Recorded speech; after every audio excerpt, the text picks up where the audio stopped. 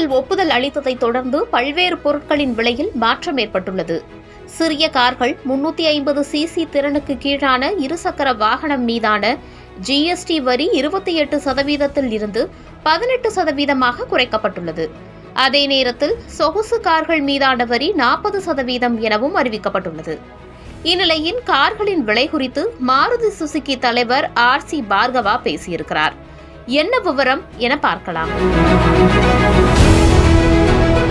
டெல்லியில் மத்திய நிதியமைச்சர் நிர்மலா சீதாராமன் தலைமையில் நடைபெற்ற 56வது ஜிஎஸ்டி கவுன்சில் கூட்டத்தில் 4 அடுக்குகளாக இருந்த வரி விதிப்பு 2 அடுக்குகளாக குறைக்கப்பட்டுள்ளது. அதே சமயம் 5 மற்றும் 18 விழுக்காடு ஜிஎஸ்டி அடுக்குகளுடன் சிறப்பு வரி விதிப்பாக 40% வரியும் அறிமுகம் செய்யப்பட்டுள்ளது. 4 மீட்டர் நீளத்திற்கு குறைவாக உள்ள கார்களுக்கான ஜிஎஸ்டி 28 விழுக்காட்டில் இருந்து 18 விழுக்காடாக குறைக்கப்பட்டுள்ளது.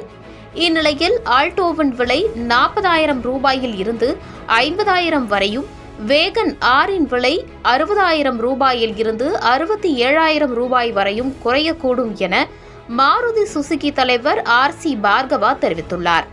இதுகுறித்து அவர் பேசியபோது, சமீபத்திய ஜிஎஸ்டி குறைப்புடன் சரிந்து கொண்டிருந்த சிறிய கார் சந்தை இந்த ஆண்டு 10% மேலாக வளரும் என்று நாங்கள் கணித்துள்ளோம். இதன் விளைவாக ஒட்டுமொத்த பயணிகள் கார் சந்தை 6-8% வளர்ச்சியடையும் எனவும் பார்கவா குறிப்பிட்டார்.